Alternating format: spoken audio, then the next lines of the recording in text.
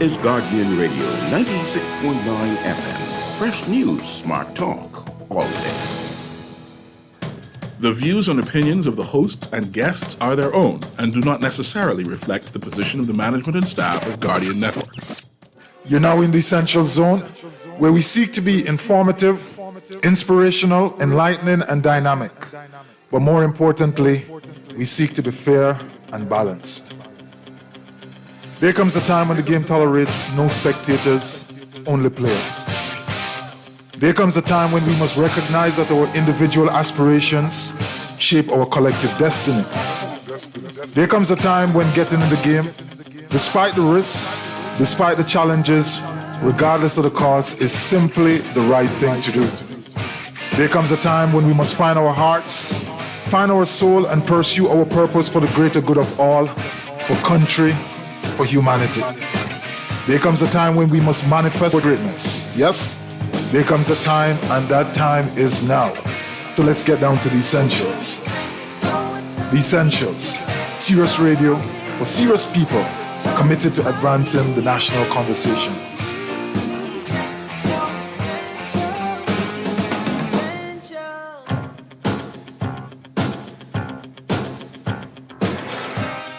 And good evening and welcome to the Essentials. My name is Hubert Edwards. I'm your host this evening, and we're going to have ourselves a conversation. We are expecting to be joined by a guest, but just in case, so far we haven't seen him.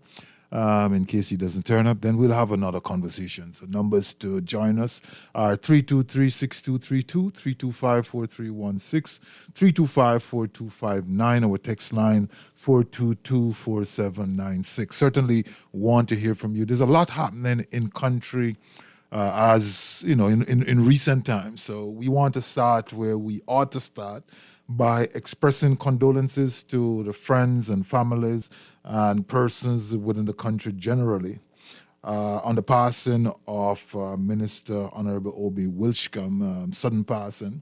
I know many persons have discussed this. We just want to express our sentiments here from the Essentials.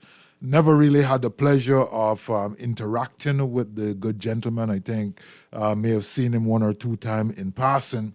But certainly the tributes coming in suggest that he was a great personality. And so, anytime someone who has provided or given up time in service to country, certainly, regardless of how you may think of them, or what you may think of them during ordinary times, you have to put aside your biases. And I think that is one of the things which came through very loud and clear, where persons step back and express their sentiments and send condolences to the families and friends. And we want to do that here on the Essentials this evening to say we know that it is hard. Certainly, given the suddenness of the passing, it is even more difficult to take. But we are where we are, and we pray that you will remain strong.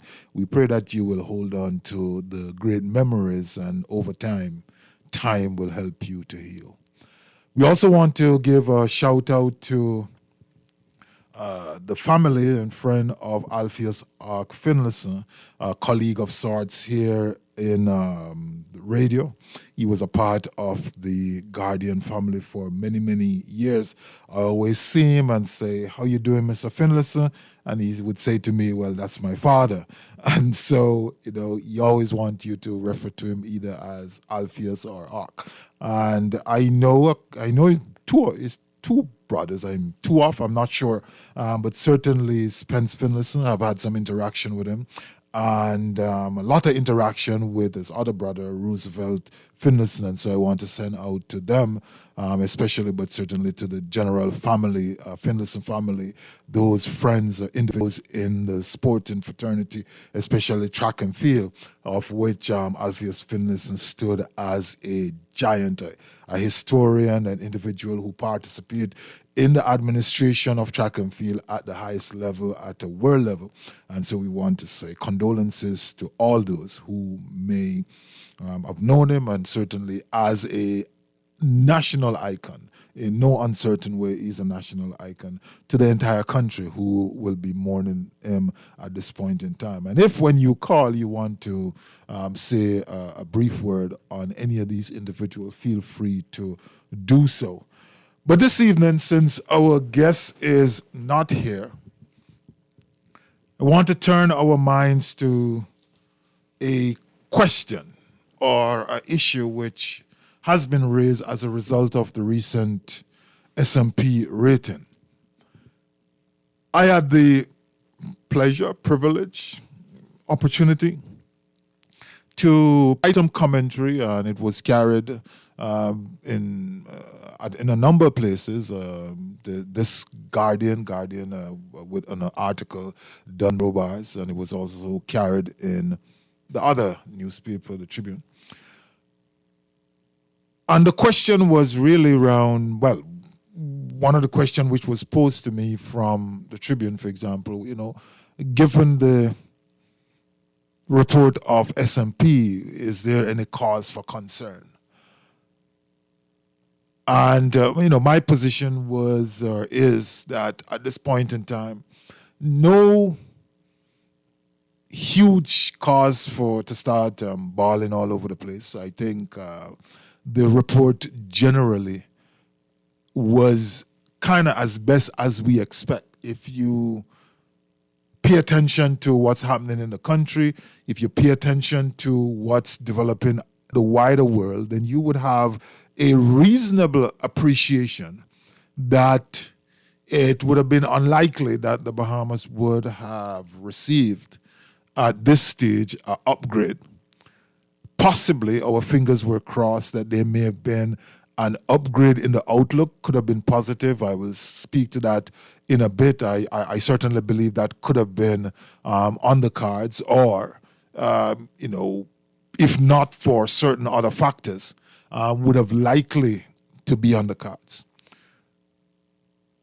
But S&P did their report and sent out their preliminary rating. They maintain the country's credit rating. There's no indication that that is going to change. And they also maintain the outlook at stable.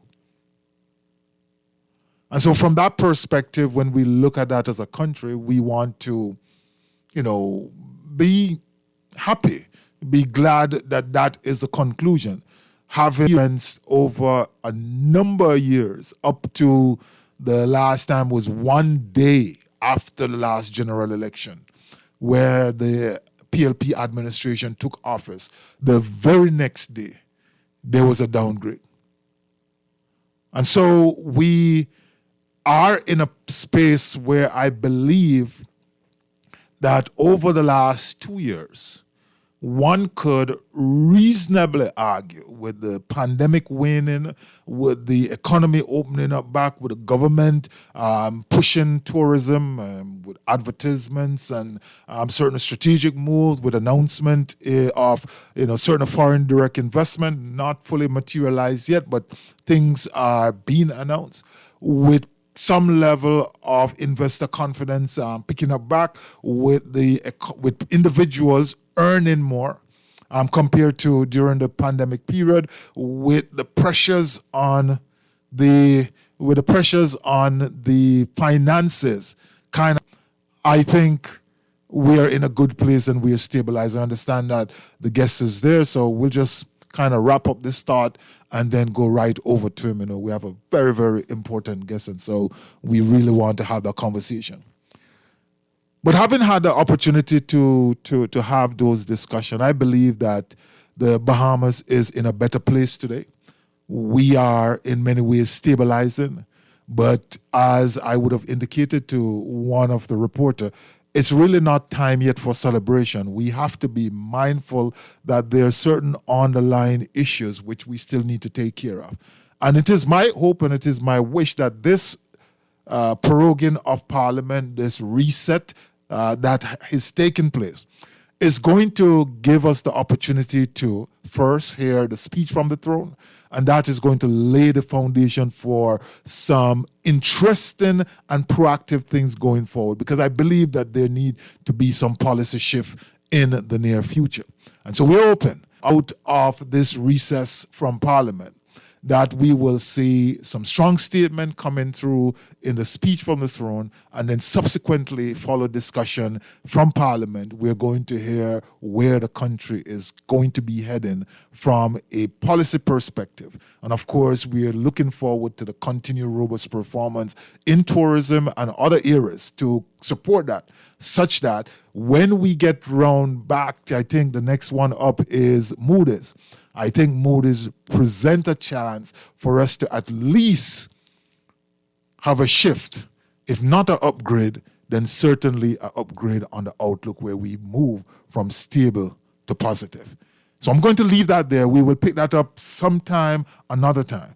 But we're going to shift with our guests. We have on the live line none other than the great one, the one and only Frank Rutherford. So we're going to take ourselves a very, very quick break. And when we come back, we're going to get into what is shaping up to be, I'm sure it's going to shape up to be a very interesting conversation, interesting human, a very interesting Bahamian. Don't move. Come right back.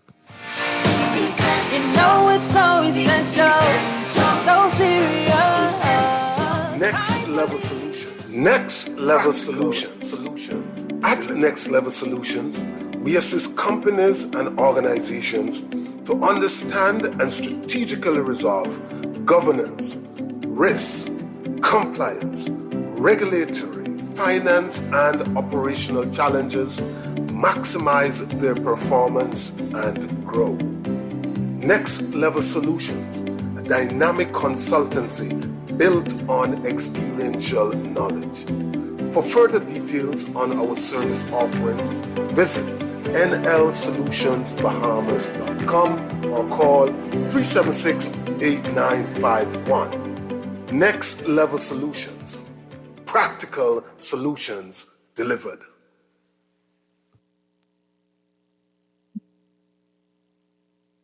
Not going to live my life like the wind. I deserve the best. Absolutely no opinion, no contest. So many people want the status quo. Why they settle, I don't know. So many options, so many choices, but so many voices want you to believe that you can't achieve, but you're gonna make it if you don't settle. Yeah, I'm not settling. I deserve the best.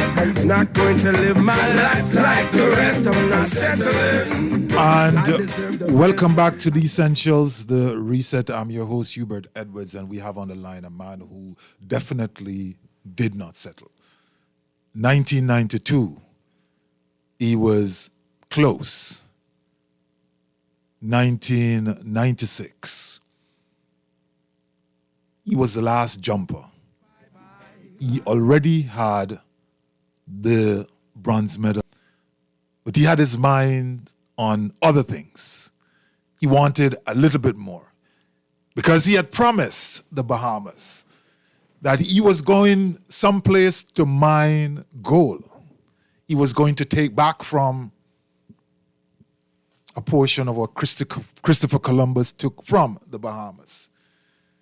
Up the runway streak, the very powerful, elegant athlete, Mr. Frank Rutherford, gave it his all for a country with everything on his shoulder. Based on subsequent interviews, all he was thinking about is bringing gold back to the Bahamas. It didn't happen. He put a slight twist on it. He said, well, there was a little bit of an inflation, and it kind of took the gold down to bronze. But we have on our live line this evening the absolute first track and field medalist for the Bahamas, the man who is referred to as the father of track and field, and in many ways, he is the start, the catalyst of the dynasty in track and field and the performance of the Bahamas. Ever since his medal, the Bahamas has not stopped winning. Frank Rutherford, welcome to the Essentials. Well, Mr. Edwards, I hope you can hear me, and it's certainly a pleasure for you to have me on your show today, and hope God is continuing to bless you with health and wealth, my brother. How are you? I am doing fine, man. It's certainly a pleasure to speak with you. You know, I've always been a fan. I'm a track and field fan, pure, through and through, purist.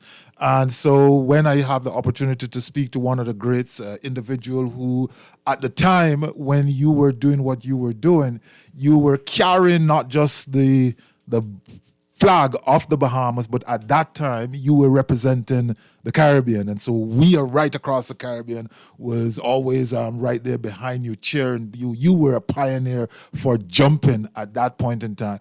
So we want to welcome you. We want to invite you to have. 31 years ago, Frank Rutherford, take us there in your own words. When you think back then and look to today, what sort of feelings come to mind? Well, let me ask you, Mr. Edwards. I hear your accent. Are you from Jamaica originally? Yes, I am. Yes, sir. Well, let me say this to you, my brother. Part of the rich history of track and field, as far as I'm concerned, as a young person coming up in the Bahamas, and during the time I was coming through, obviously track and field, like I tell the Americans, is our NBA, is our NFL. We love track and field like Jamaica love track and field. They build a track, they build a church, and then they build a track. I tell people that's how important track and field is to our nations in the Caribbean, Eastern-speaking Caribbean. And we would be remiss as Bahamians if we would ever say that part of our love and part of our drive for excellence in track and field hasn't come from the inspiration of the Jamaican athletes and the Jamaican culture who have won Olympic medals since the 1940s with Hubert and great athletes like that. In my growing up in the Bahamas, sincerely and truly, my heroes in track and field, I didn't have anybody who had won an Olympic medal from the Bahamas during my time. Mm-hmm. In fact, I was inspired by the Jamaican athletes who had won Olympic medals. I had met Don Quarry, who was brilliant, a brilliant sprinter who had carried Jamaica. Somebody I've actually saw and touched and understood and known. He inspired me in my subconsciousness to bring something great to my nation that we had no comprehension. In fact, yet rest Alpheus Finlayson Soul and many others who had departed our wonderful country, like Bernard Nordich and so many other people who had took part in trying to build a track and field heritage. They talk about, Mr. Tommy Robertson, who was more of our civil rights track and field hero, and him winning the Commonwealth game, and that was the standard for us. My only relevance and understanding of the fact that I had a chance and opportunity came from the inspiration from my Caribbean brothers from Jamaica, and consequently going on to the University of Houston, was mentored by, in my opinion, the greatest track and field athlete of all time. Not just track, sprints, which is, again, Usain Bolt is the greatest sprint of all time, but the greatest track and field athlete. That's track and long jump. Carl Lewis is my teammate who said, you got to do it for your country. So those are the two things, my friend, that really, really, really inspired me to do something pioneering that has never been done.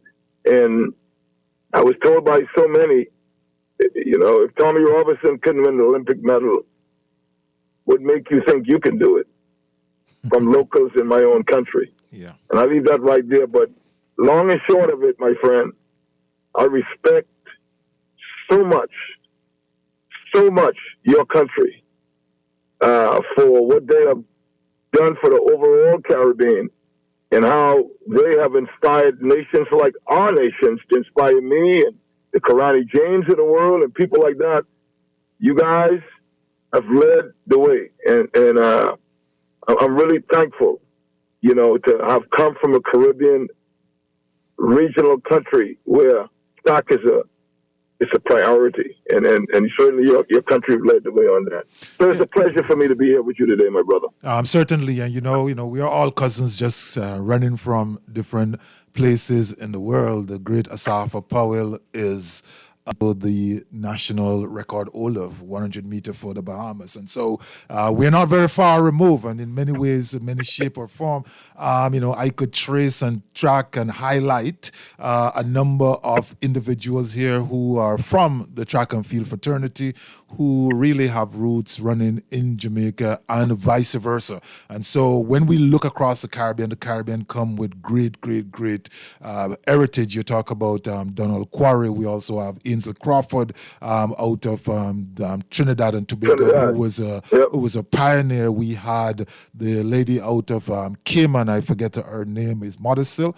Can't remember her name. But we in the days when it was not coming in, big numbers, there were those individuals who stood out and carried the hopes and the dreams of the Caribbean on their shoulder. And you were one of them. You were carrying the hopes and dreams of the Bahamas, but certainly the Caribbean. What did it feel like at that point in time to look around and in Barcelona when you came third?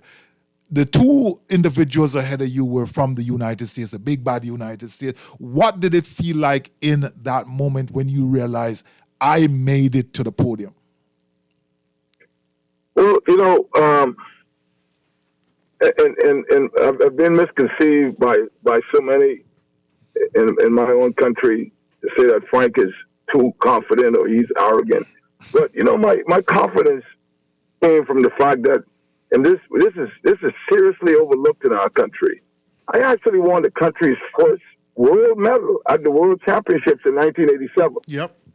So for me, the possibility of delivering in Barcelona wasn't no it wasn't no guessing for me. I mean, really, still today I'm still somewhat disappointed that, because my last jump, which should have been my first one, was actually close to over 6 feet to win it all. Mm-hmm. So at that time, when the reality happened, there was somewhat a little bit of a disappointment because, I felt like I've let myself down because I should have been number one on that podium. Mm. And my two American compadres, they actually knew it too, because they knew in 1992 that I was unbeatable in 1992 leading up to the Olympics. I mean, Mike Conley would tell you himself, he was very afraid of the fact that he would not win that gold medal either. And so when it happened for me, and I had to really sit back and settle in and say, okay, this is what the reality is. You have still lived up to bringing your country to a place where they thought it was literally impossible to never happen. And you've delivered finally. I hate to use the word finally because I've been I don't even want to talk so much about it. But let me jump in right there, Frank, if you will. Because I've heard you said this before. Right? I've listened to you. I've followed you. I'm a quiet follower of people. I don't run around and shout. But I've watched your videos. I've listened to your discussion. Some of the times we end up in the same space in one of these chat groups, and I've heard your discussion. Take us back to kind of understanding, why was there this doubt? Because you were a man of great pedigree. You were multiple times NCAA champion. You were, World Cup continental silver medalist. You had one bronze medalist at the Pan Am Games. Why weren't you seen as a pedigree on the world stage? Look, man, we again, I make reference so often to Jamaica. All right. My love, the natural, organic patriotism the natural love for culture, the natural love of everything of their people, to the point where somebody perpetuate they perpetuate their people beyond their people's negative things that happens in this society, and they still see greatness even amongst them when they are also at their weakest time. That is something I always respect about the Jamaican athletes and the Jamaican culture. They come from a place where people, it seems like there's so much inspiration of positiveness at all levels that people always tell you that, no, you can always do it. When I come from a society, and I fought this all my junior athlete career, coming from the Baintown Flyers, this club, which happens to be a club that happened to be having the influence on the B3As, because the president of the B3As was also the president of the Baintown of the Pioneering Club, and we were the Baintown Flyers under Neville Wisdom, where they are the outside children. Anybody that's a pioneer athlete. I never made a junior national team in the country, not because I didn't qualify. It's because I was always cut off most of those teams because I was not a pioneer athlete. I was not an athlete from the pioneers. Even though I showed the signs, they always say to me, for some reason, for political reason, or for some reason, because of country favor or whatever, you're not good enough. And that seemed to be the theme of my whole career coming up in the Bahamas. And not only me, many other athletes.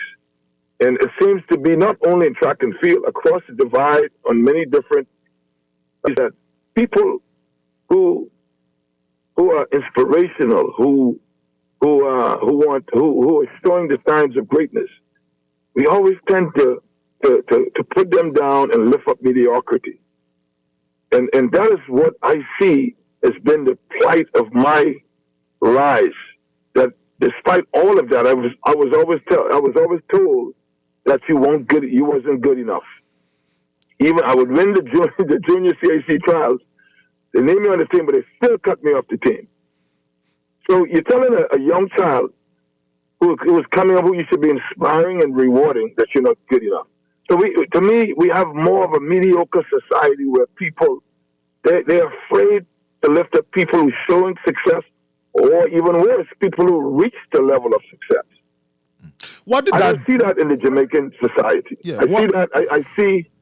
Go ahead. Yeah. What did that do? What did that do to you? I remember interviewing Chris Fireman, and he shared a story with me about an opportunity for him to participate in some place with some other persons. And he believed, I'm taking his word for it, he believed that, he was deliberately left so that the other persons could, get ahead.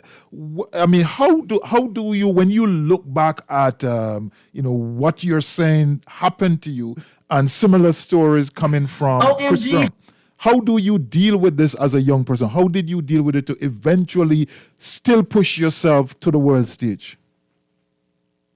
Well, the only way you can deal with it, you have to have strong parents and your support system that have given you an opportunity to compete at that level and reach at that level, at the junior level. My parents, my aunt, and I say this so often in our country, man. And this is another guy that really, it behoves me that this guy lift up more in our country. Neville Wisdom.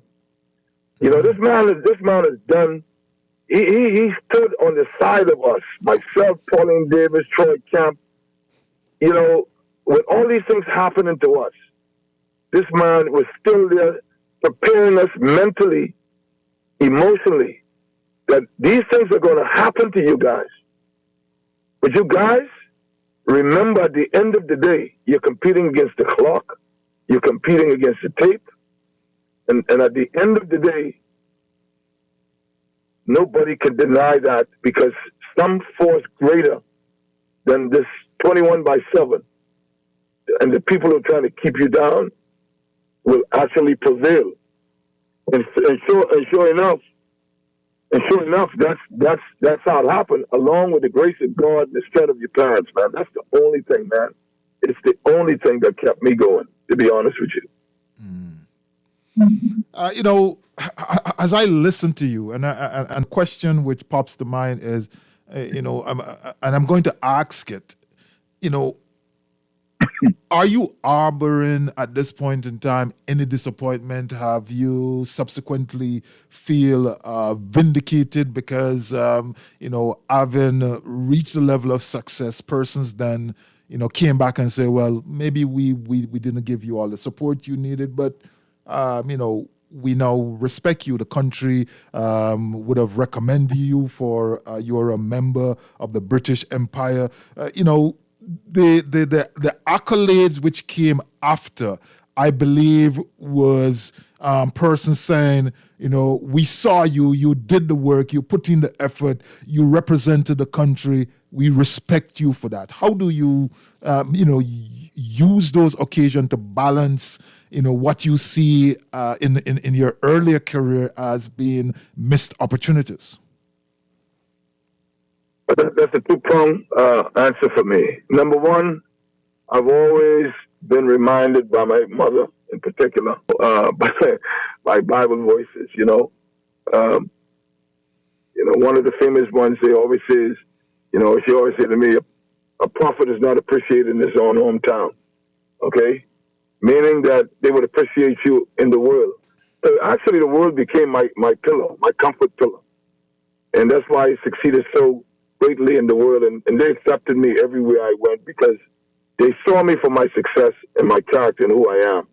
Okay? And so what that did, the vindication came from when you go abroad and you make a name for yourself, then the people who try to keep you down, they're forced to respect you even though they hate you. And the people who never actually knew you, the only thing they can see is the pureness of your achievement, your accomplishment, your character. They love you for what you've done for them. And so, Bahamians generally, not the ones who are very, have a grain of patriotism inside their heart, country, they love you for what you have accomplished, and they're the ones who, every day in your life when you walk the streets, that tells you, man, thank you so much. And those are the ones that make you, really relax a little bit to say that your work and all of the nastiness that you've gone through to reach where you have reached. Because, Mr. Edwards, we're talking about your enemies in trying to elevate yourself to carry a country is actually amongst the people who are supposed to be helping you to make it easier for you to compete at the next level. I've been cut down by the B3As, the Bahamas Olympic Committee members. Man, I wouldn't want to waste your time with your show to tell you some of the vindictiveness and nastiness that went on. It puts me today that a lot of that crap still goes on in these associations and these federations when they should be a pillar of softness and be the very ones who are advocating to give the athletes all that they need of support to succeed at the highest level. The one thing I think about all the time at this stage that I'm turning 60 or 59 my next birthday, if I only had half of the support from my federation, the B3As and the Bahamas Olympic Federation, I would have won multiple Olympic medals. I fought more of them, and sometimes governments of the Bahamas Then I actually had to fight the Russians and the Americans, on the triple jump runway. And for some reason or the other, and one of these days, maybe when Shaunae and Stephen Gardner retire, maybe they will give you, 30 years later, they may give you the same story. And that would be very sad. Very sad, my friend. I hope I answered your question, man. Yeah, well, it's your answer, and we are here to have the conversation about you. The one thing I wanted to look at as we make a shift, and we're going to take a break shortly, as we make a shift, that despite the challenges which you are expressing, you did overcome. You were on the podium. You were the first track and field medalist for the Bahamas, and subsequently, as you put it, every single Olympics thereafter. I'll let you finish it. Yes, I told the world that I've broken this glass ceiling, and so every Olympics you will see our Bahamian flag, not the flag of a Bahama Islands, a colony of England that is not independent. It's aquamarine, gold and blue. Aquamarine blue, gold and black flag, you will see on every Olympic podium in track and field from 1992. So said, so done. And I said that because you're right. All of what I went through in my life to get to that point, I know it had to get easier for athletes to come. And as I say to so many people, even that Olympic uniform you see me wearing, winning that Olympic medal, I had to fight for Mike Sands, God bless his soul, who was the manager of that Olympic team in 1992. I had to fight Allington Butler, who had given all of our uniforms away to his family members and friends who he bought on that trip to Barcelona. He gave all the uniforms to them. They had to actually fight him to get uniform for me to put on my back to represent my loving country. Wow. Okay, and these are things I'm talking about that I want to continue to speak this way as long as I have breath in my body, to make people understand. Yes, I overcame, but the things you had to overcome, you get told by your Bahamas Olympic Federation president when he was asked that Sunday in Barcelona, the finals of the triple jump is happening by Dr. Patrick Roberts, who was the team doctor. Him and all of the attaches and the rest of the committee members were said, well, the triple jump is happening, let's head to the stadium. He was told to go watch Frank Rutherford. No, man, we going shopping. They all went shopping to the point where there were only three Bahamians in the stands when I won our country's first medal in the Olympic Games in an independent Bahamas since our independence in 1973.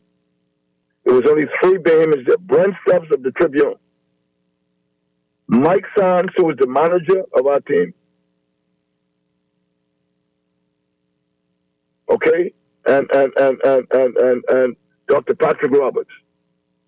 All the flags you see now and the hundreds of people you see now today that travel with their children and promote their kids to win Olympic medals and this, that, every little thing. And you see a whole, like you see the Jamaicans, who historically had huge numbers of Jamaican flags all around the stadium in Olympics and World Championships. No, that wasn't the way it was in 1992. Now, today, you see it everywhere. So, to me, the moment I said to this world that you would see that flag everywhere now, they don't even have to wait to see it on the podium no more. It's all around the stadiums at the World Championships at the Olympics. And I sit back and I just laugh, because I was like, wow. And you said this after your disappointment in 1992. And I said this after my personal disappointment of not winning the gold medal, but having to settle for that bronze medal, which at that time was even bigger than a gold medal because our country had never won anything at that level and never thought it would. And it was vindication. It was total vindication. All those who went before who said that the greatest thing that a Bahamian athlete could do at the Olympics is just make a final, and then we celebrate that. And then we could go and name stadiums after people just because they obviously made it just to the finals but didn't medal. Yeah. And so sad. You see what goes on in our country, right? Yeah. Well, we are having a conversation with Mr. Frank Rutherford. He is the first track and field medalist. He won bronze in Barcelona 1996 Olympics. And he is here with us this evening, sharing his views, giving us a glimpse behind the curtain. Because honestly, I've never heard some of this story. I've never heard this part. And as an individual who would have dabbled in track and field, we understand. We understand what it means to have the support of those persons around you. We understand what it means to have the support of your compatriot. We understand what it means to have the support of your association. We understand what it means to have the support of your fellow countrymen. And so we are going to take a quick break. And when we come back, Frank, to looking at some of the individuals who came after you, most especially Levan Superman Sands, and the inspiration that you provided for him and others subsequently. You listen to The Essentials, The Reset. Don't move. Come right back. But I want more, I want to see the world, make a better living, maybe heal the world, make it better for our children. I can see the future, better with my eyes closed. I want to be heard, that's the only reason I wrote. Expressions on paper, just to make paper. The world is my playing field, I don't see the hater. Address me in Sosa, the sun. Next Level Solutions. Next Level Solutions. At Next Level Solutions, we assist companies and organizations to understand and strategically resolve governance, risk, compliance, regulatory, finance, and operational challenges, maximize their performance and grow. Next Level Solutions, a dynamic on experiential knowledge. For further details on our service offerings, visit nlsolutionsbahamas.com or call 376-8951. Next Level Solutions. Practical solutions delivered. This is Guardian Radio 96.9 FM, Nassau, Bahamas. You know that I'm away. I'm innocent. Oh, we're winning right now, you say we're winning right now. Me forget that trophy to what me living right now. Cause I'm winning right now, yeah. And I'm chilling right now. Oh, we're winning right now. Our Thanksgiving right now. Cause we're winning right now, yeah. I'm waiting. And as they say, once the glass ceiling got broken, once the first man stepped across, once the bar was crossed, and then all of a sudden we're winning right now. As you look back, that contribution you made, that foundation you laid, we saw the likes of Levan Superman Sands standing on your shoulder. We saw the likes of other persons who came through. They didn't quite make it. We had a couple of, I think it was a twin who didn't really transition well from the junior level. But there were a number of flashes of potential great triple jumpers coming through. I think the Bahamas today still have some great horizontal jumpers in in its arsenal right now. Talk to us about when you look at the youngsters and what they have done, and the not so youngster, including Levan San, who is now coaching and representing the Bahamas well on that side of the world. Well, directly, Levan is a direct lineage of my grandfather. Brought him to my triple jump camp. He was a long jumper, and he asked me to teach Levan the triple jump. So I taught Levan how to triple jump when he was a junior athlete. And he always tells people that he had my poster on his walls for years. He said it may still be inside his room. So, it's again, that's what how societies become great. Societies become great because there are always inspiration. You have to inspire the next generation. You have to have succession. You have to pass it on. You have to reach back and give back and make sure you do your job. To say it's not about I, it's about we. And so, I'm so elated all the time when directly Levan, who I taught how to triple jump, came and almost have the identical resume that I have. And then, on top of it, I always said of how Jamaicans, Bahamians cross. Pauline Davis was actually, because I'm largely in recruiting young Bahamians in sports to use their athletic abilities to get a college education. And Pauline really is my first athlete I recruited. I recruited Pauline when I was at LW Young. In high school, she was attending school there. This was this young girl who, when we would have PE races in the back of back of the schoolyard at LW Young, girl was tearing up everybody. So I told Neville Wisdom, now there's a girl that we have. I've never seen nobody that fast in my whole life. He told me, man, you got to bring it to track club meeting. And so I recruited Pauline and brought it to Neville Wisdom, and you know what I mean? Mm-hmm. So when I look at where we are today and the seed that was planted of somebody winning the country his first medal at a real world medal at the World Championships in '87, and then coming back in 1992 and planting that seed, and to see how big and strong this tree has grown. Yes, from Levan. Yes, from the Golden Girls, and again the Golden Knights, and then you have. I don't want to leave out people like Troy Kemp, who was world champion in the high jump. I don't want to leave out people like Avad Munka, who was world champion in the 400 meters. We and of course you talk about Asafa Powell's cousin, 100-meter champion. We have become a very, very rich championship winning world and Olympic athletes. We long from the days where the standard us was we will celebrate and we'll give you buildings the size of Bahama and Atlantis if you just make the finals and finish 8th or 9th.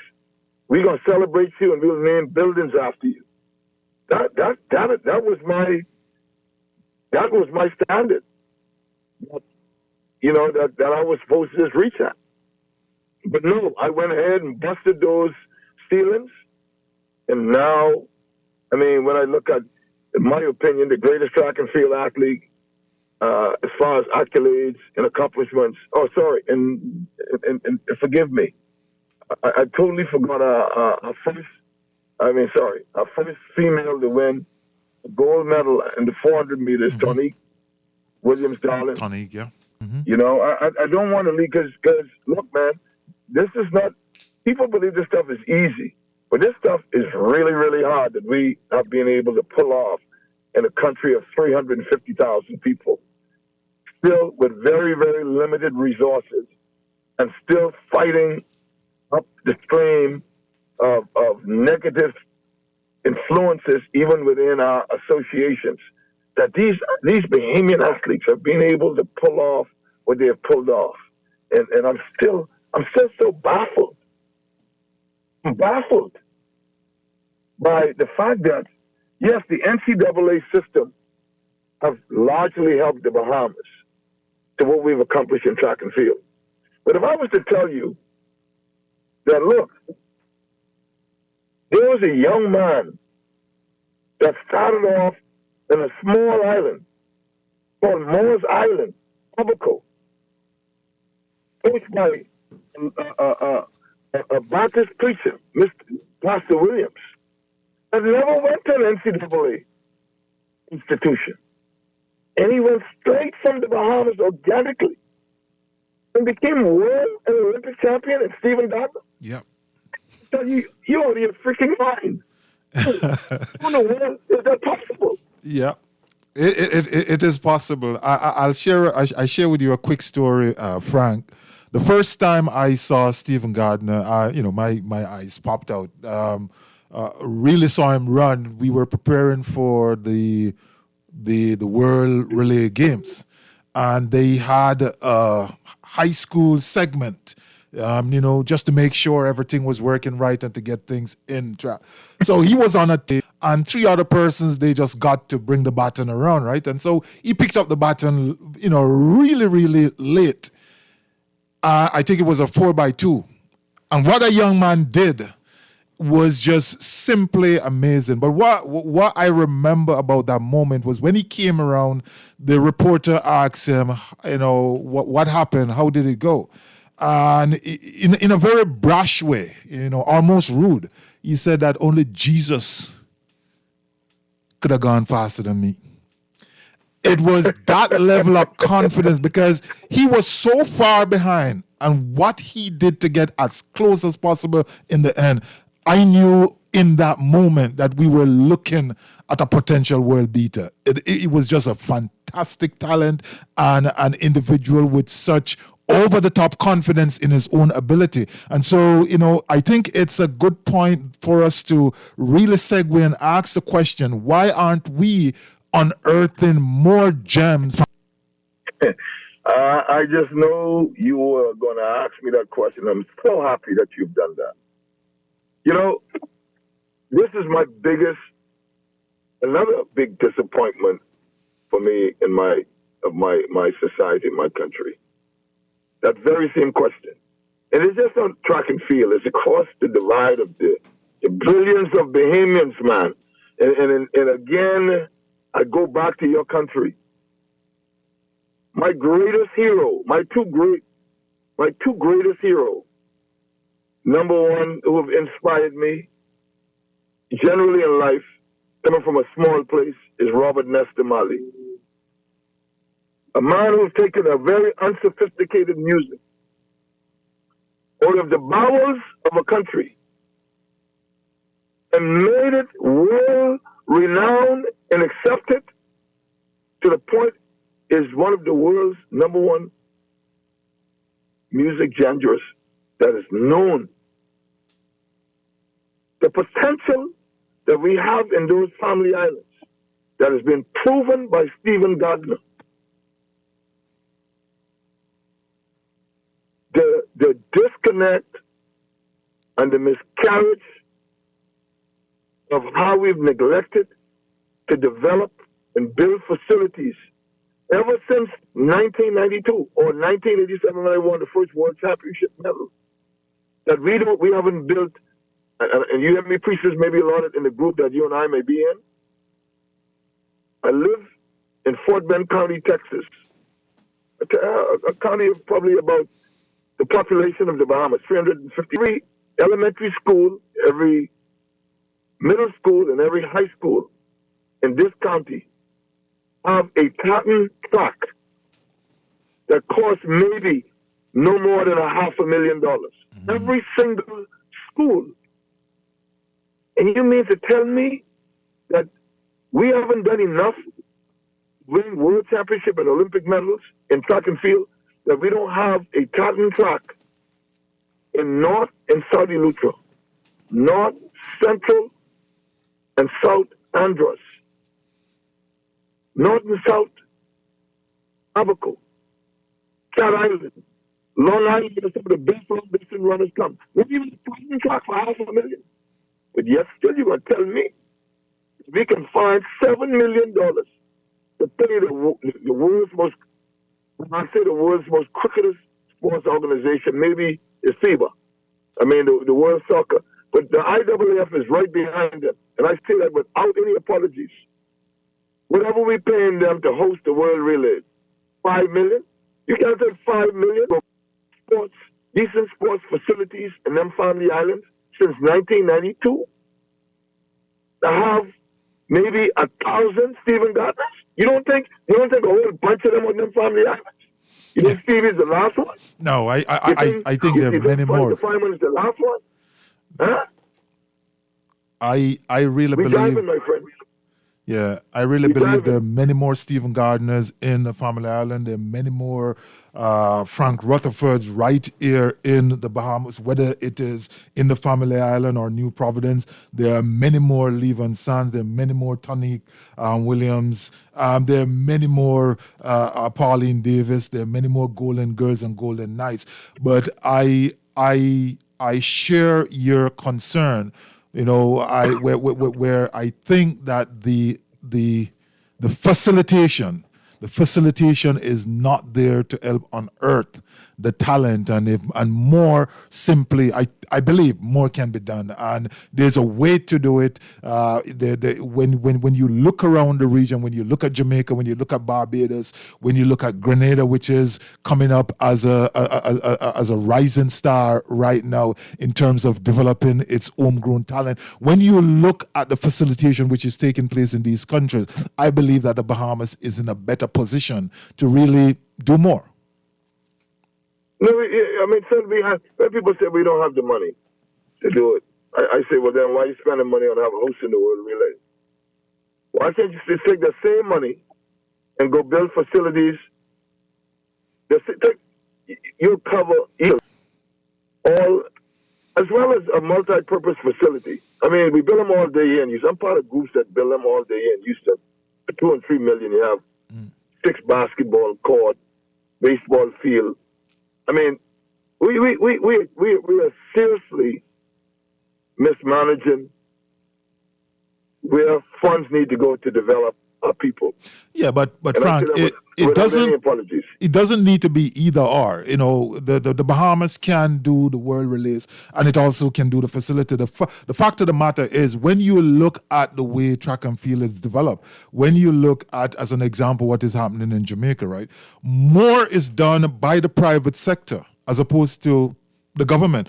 And I think that is where the nexus need to be created. I think there need to be a greater understanding between how we facilitate the development at the junior level, allow these individuals to transition into the senior level, and then be able to bring the glory to the country. Now, what we see, like was experienced at the recent World Relays, where the Bahamas just did not feel a relay team, whether it was in the short sprint or the traditional 4x4, especially in the male, where the Bahamas has always been successful. That type of a show, I think, requires a level of reflection and an asking of what is happening. Is there something which needs to be rectified? How do we go about doing that? But we're looking at you at this moment. You have helped to unearth, not just in track and field,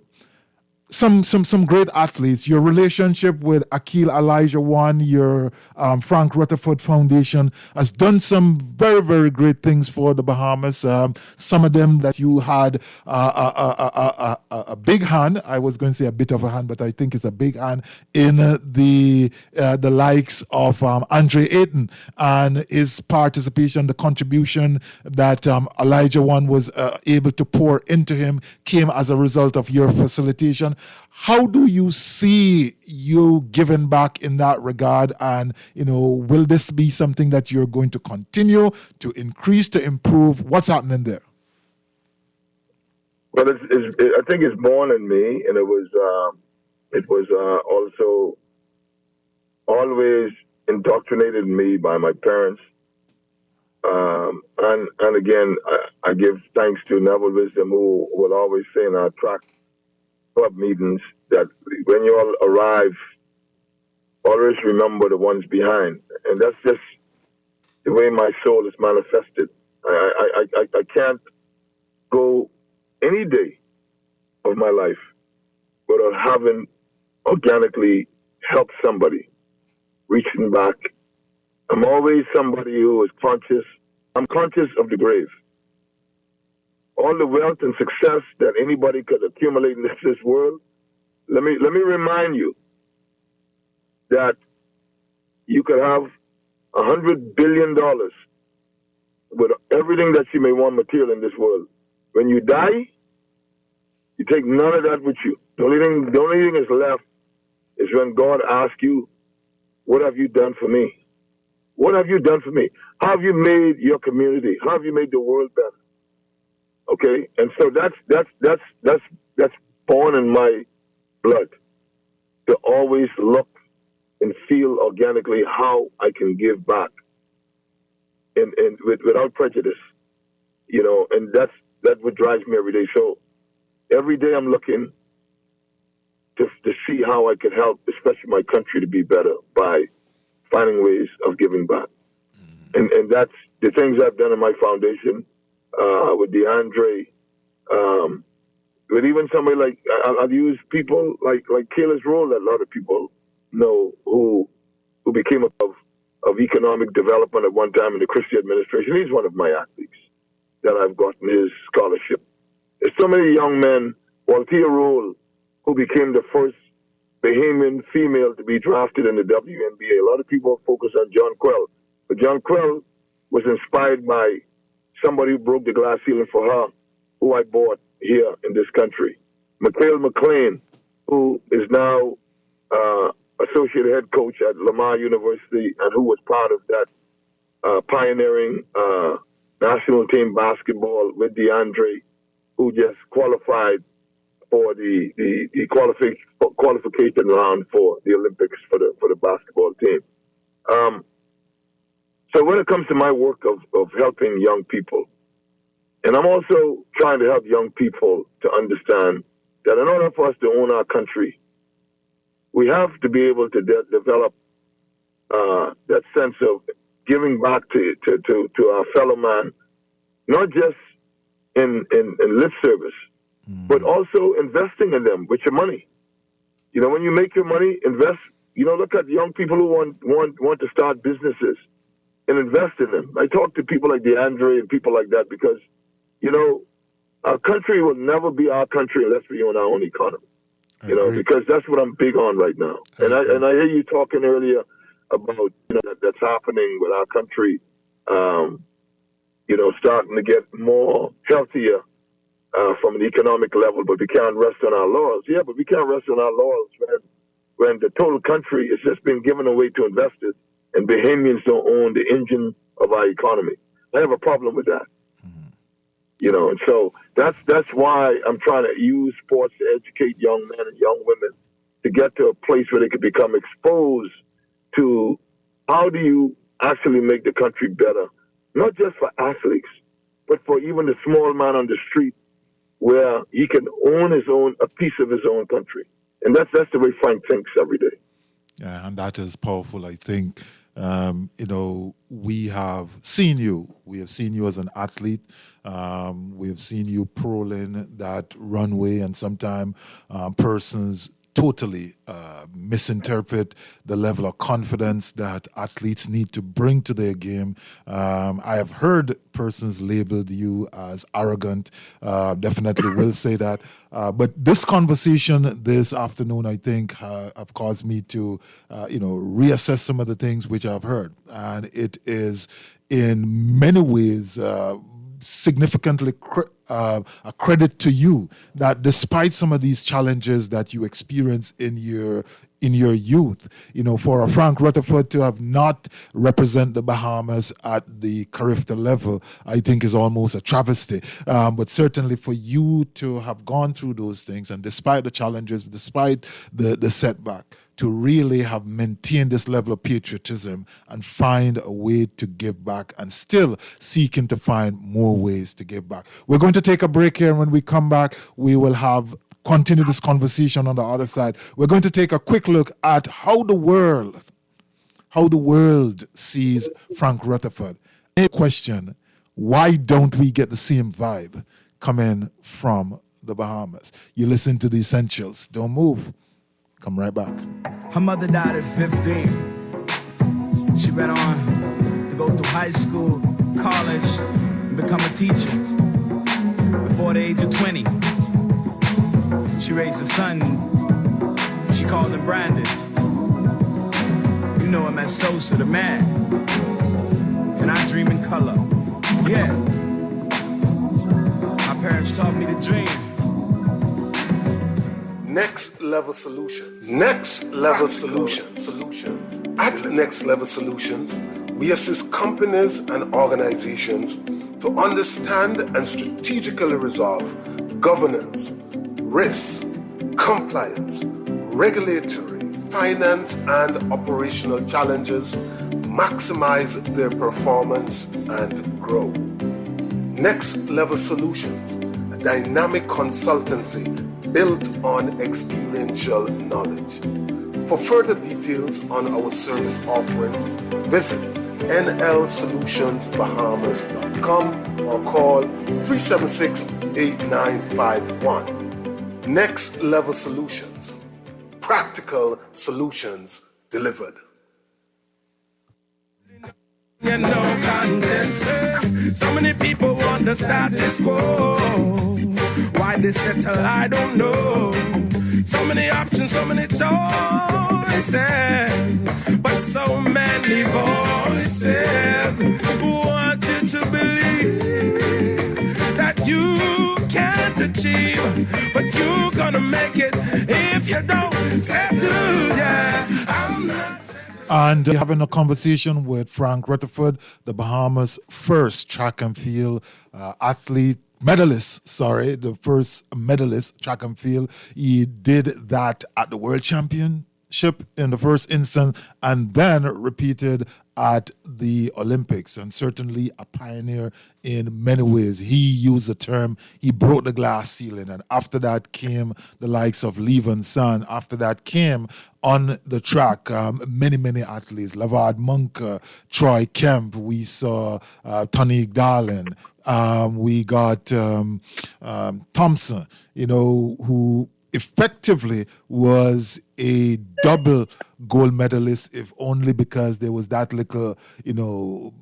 thing that happened at the time. But subsequently, she got the medal. And the performance of the Golden Girls, the Golden Knights, when, basically, we would say in street parlance, when our guy ran his belly clean out.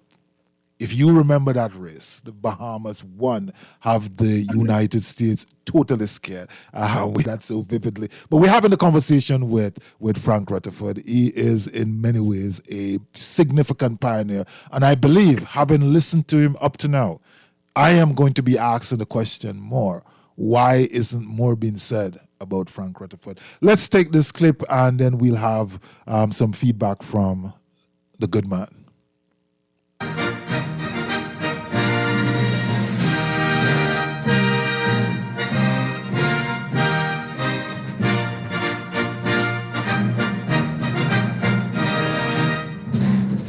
27 years old, and there was Pablo Morales making the Olympic team, knowing there would be Barcelona and nothing beyond that. 27 years old, inches from gold. And with that, Frank Rutherford won the bronze medal for the Bahamas. All the blessings just fell on me. And I was just speechless. I was just so happy. And with that, Frank Rutherford became a national hero. If I'm a hero, thank God from from allowing Frank Rutherford to be a hero from the Bahamas, because I really love my country. And He did just that. A small delegation, now with a big victory. The Bahamas' first ever track and field medal, and only its third medal in Olympic history. And he did it in an unfamiliar place with familiar surroundings. Barcelona's beach, warm weather, and architecture are not unlike home. You try to grab all those sentimental things that reminds you of home and just try to embrace them to try to take your mind off all the pressure. And that's what Barcelona, you know, I guess we couldn't choose a better city to medal at. And what better place to make good on a promise to the Bahamian people? In the country that financed Christopher Columbus's trip to what we now call the Bahamas, Rutherford is reclaiming some of what Columbus took from his country. He took all the gold, all the silver, all the bronze, and brought it to Spain, okay? So this being our 500th year of Columbus' first landfall in the Bahamas, I promised the Bahamian people that I was coming back to Barcelona to take some of that gold to bring back to the Bahamas. He came up with a bronze, but no matter. Because of inflation, the gold medal that I was supposed to bring from Barcelona wound up being a bronze. The gold medal, you know, maybe next time. And we'll be back. Wasn't the next time, Frank, but that moment must have been special for you. Oh yeah, special for me. And you know, somebody also had bet on me in a big time way that I got to give him also all the kudos and credit.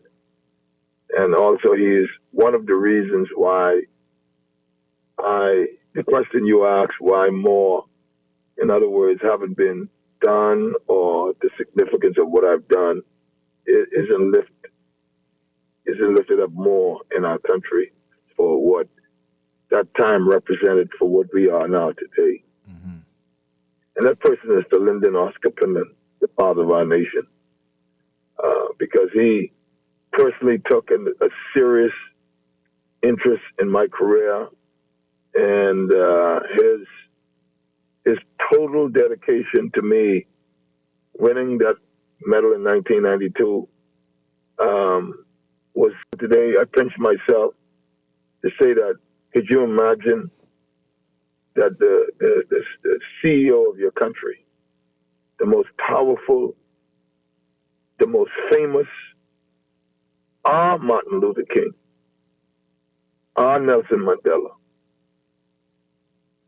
the man who have made us proud to call ourselves Bahamians, the modern day society, the modern Bahamas that we live in,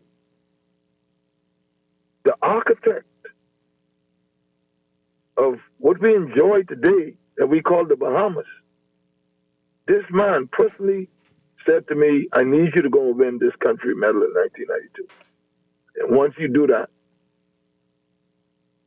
you'll never have to worry about anything again in your life. And that's what Sir Lyndon told me back then.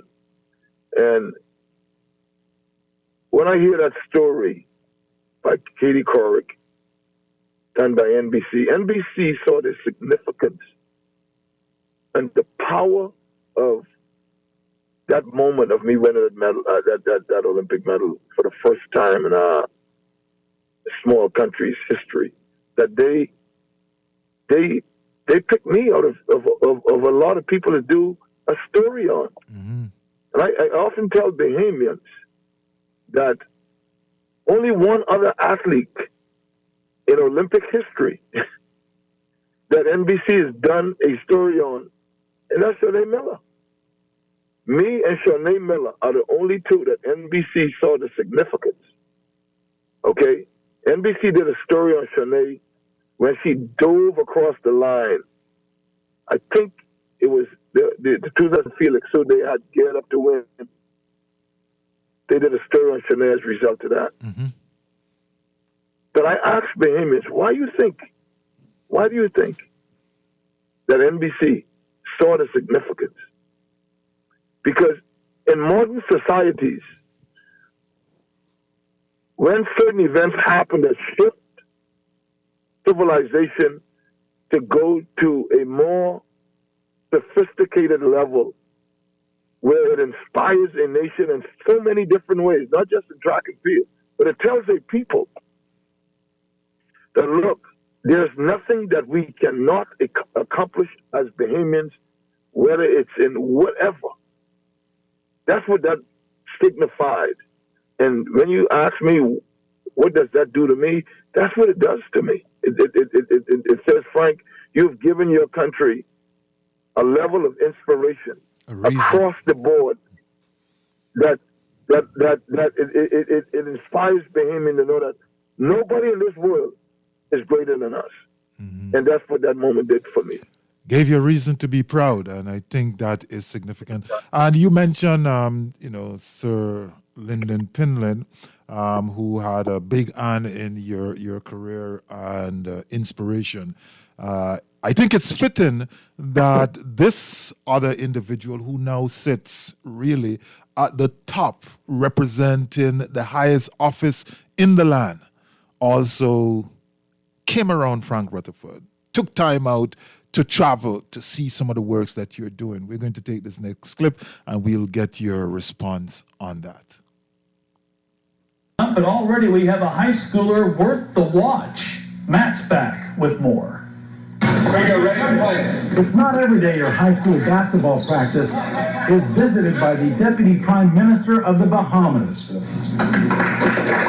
It's not every day the Bahamas exports an athlete with the potential of Westbury Christian's Jeremy Barr. The junior is attracting a lot of attention, being wooed by schools from every nook and cranny of the nation. He's a raw talent, having played organized hoops for just a few years here in the States. Very few from the Bahamas have made it to athletic prominence. Their NBA role model is former Blazer and Laker Michael Thompson. Barr is so highly regarded back home, an entire people's hopes right on his shoulders. As long as his attitude remains intact, a lot of times the young people might be talented, but attitudes seem to hinder us, and Jeremy doesn't have that problem. He has an excellent attitude, and if he maintains his humility, he will do very well. Because I came this far and I can't turn back, so I came this far and they wanted me to go all the way, and I had to go all the way for them and all of my family. He's been compared to Shaquille O'Neal. Huge shoes to fill. But he does, in his own size 22s. Because I have big hands and big feet, but I think I have more moves than he does. His willingness to learn and his great talent is a great combination. So I think he's got a very big upside, and as long as he keeps working hard, I think good things are going to happen for him. Yes, I've learned a lot over 1 year. I didn't know I could learn this much, but I just learned to push myself to the limit. There's a lot happening there, Frank. Frank Rutherford, you had your hands all over that moment. Our current Governor General, Cynthia Mother Pratt, was the voice that you would have heard there in that moment, celebrating a young talent coming through, potentially looking forward to seeing him on the world stage. Talk to us about that. Yeah, I mean, that's one of my many 482 athletes I've had my hands on bringing to the Bahamas. Jeremy Barr, who was a young man who came from North Andros. Again, when we talk about the diamonds in the rough that we have in these islands, I bought so many of them from the islands who have gone on to be, NCAA D1 football and basketball players. Mm-hmm. And Mother Pratt, who, she needs no introduction. People know in our society. Again, this is a person who sports have given the opportunities of getting a college education and also opening her wings to pulling up so many young people from all over the Bahamas to the Center College, and her ascension into politics and her influence on women's sports in general too. I mean, it's very well documented, and she traveled here to Houston and many places where, and during the time she was Deputy Prime Minister, and encouraging our young people and the foundation that I bought And it's what is this all about? This is just all about giving our young people the opportunity to change their generational lives of their great grandchildren, to lift our country, to take it to a world class level and whatever they're doing, just using sports. And that's, for me, that's what it's always all about, And it takes money to do these things too. And like I always told people, I started, yes, the Frank Rutherford Foundation, but I also started a product, Mega Malt, that you know of, hopefully, that we've used to fund the foundation. And I've encouraged Bahamians to buy Mega Malt versus buying the foreign-owned brand Vitamalt, which Bahamians are hooked on. But they also to understand when they spend their money, that money is exported to the people of Denmark to make their society better. But, the influx of funds to help nurture and build our people and our young athletes is where our money need to be put now. Lip service to me, I'm tired of lip service, man. I'm like I say, I'm inspired by Bob Marley.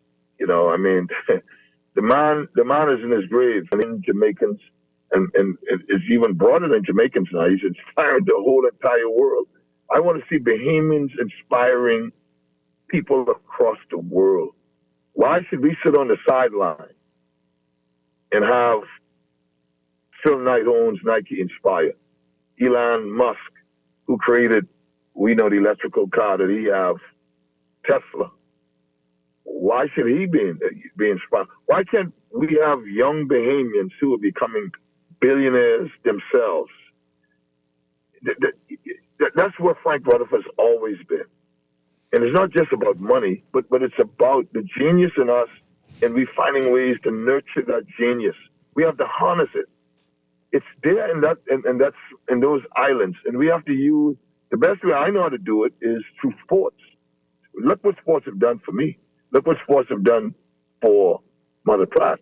Look what sports have done for Terry Christie, who was the prime minister in our country. Mm-hmm. Look what sports have done for Michael Thompson.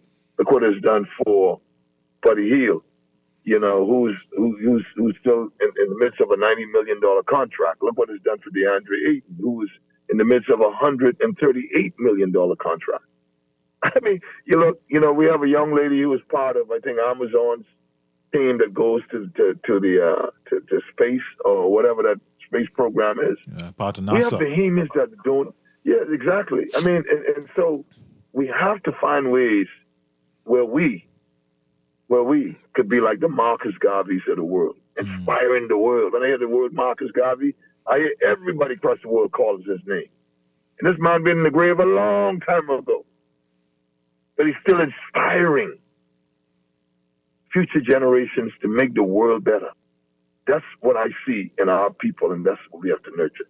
Yeah. When will we get your story, Frank? When are we going to see the book, the documentary, the whatever it is? Because one of the things I think we do, or persons like yourself do, which is a bit of an injustice to us who look onto you for inspiration, is that we don't always capture these stories. We don't make them available early enough. And sometimes we slip away without even doing that. When are we going to see that? Actually, good question. I just finished last week, as you talk about my best friend and my brother. I really confident he knows where the bodies are buried in my life, and I know where the bodies are buried in his life. That's Akeem Olajuwon. We just finished mentoring another young man, Giannis Antetokounmpo. I think you know who he is. He's another superstar in the NBA who's from Nigeria as well. And he's invested in a documentary company that is presently, we are under talks now about doing a documentary on Frank Rutherford's life. Yeah, that's wonderful. And then I have somebody else talking about doing a book as well. I'm in the midst of that right now. Especially while my mom is still living. Yes. So that's my friend. And, you'll be the first one to know. Yeah, we definitely want to know. We're going to stay in touch with that. We want to also celebrate it. One of the things, and I always do this to persons who I interview, we always come on these shows, and because we are the celebrities, we just keep saying, my mom. I need you to put a name and a face to her for us, please, before we have a little bit of time, but put a name to her. Put a name to the family. My mom her name is Yvonne Hannah. Mm-hmm. She's now Rutherford. She's divorced from my dad, and she's now married to Monica. So she's Yvonne Hannah, known as one of the fastest women in the world. One of the fastest women in the Bahamas when she was at Government High School with Bernard Nottage. And she got pregnant, and she was supposed to go to the Olympics in Tokyo, but she got pregnant in 1963, and then again in 64 with me. And so therefore, her name is Yvonne Hannah. Yeah. That's the name that she would go by back in the day, but she's now Yvonne Monica. And so Rutherford completed it by putting her on the podium indirectly. Indirectly, in 64, when she's supposed to go to the Olympics, my father happened to have, some plans with her, and they had me. Yes. so therefore, yes, I delivered that medal for not just the country and myself, but I also delivered it for my mom. So I like most people, they're proud of their mom. Everybody believes their mom is the greatest thing in the world, and I don't take that away from anybody. But certainly, mine is that, and certainly my father, Frank Rutherford Sr., who's deceased. Mm-hmm. My aunt Wendy Ann Darling, who is a Hannah as well, who is the mother of Devard and Devon and Dennis Darling. Right. You've heard of them before? Yeah, we know all of them. We know all of them. Football, track and field. That's right. Yes. And Dennis Darling, who was married to Tonique, yeah. That's why she had So those are my cousins. And our family is very small, man. And I inspired my cousins and trained them and gave them sports too, And so, Frank, we clean out the time, and certainly the conversation hasn't ended. I don't think we should end it. I think we should save some for the future, because you have to come back and we continue. There are other aspects which I wanted to explore with you. We didn't get to do that. But very quickly, your final word as we wrap the show up.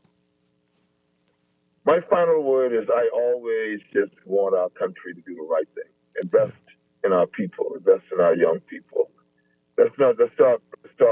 In my opinion, let's stop showing off, and let's put the money where your mouth in is. Facilities, infrastructure. Okay. All right. And please, Bahamians, support Mega Malt. We invest in our people. Thank you. Thank you so much. That's Frank Rutherford, the Bahamas' first track and field medalist. As we bring the show to a close, we want to draw your attention to a Jerk Fest and Grill, which will be held on October 9th, 2023 at the R.M. Bailey Park from 12 to 3 p.m. The menu there is jerk chicken, jerk pork, and that is going to be served with festival and bread. There are going to be cakes and drinks and all sorts of good things. So you want to go out and get yourself some great Jamaican treat. You want to do that. This has been put on by the Jamaica Diaspora Association in the Bahamas, JDAB. So you want to check that out. And so we are clean out of time. Our guest was Frank Rutherford. I want to thank him for being here. We always end our show by saying, do not allow your greatness to become a victim of your unwillingness to change. All that is left to say is be good, walk good, one love, and Ubuntu. Good night.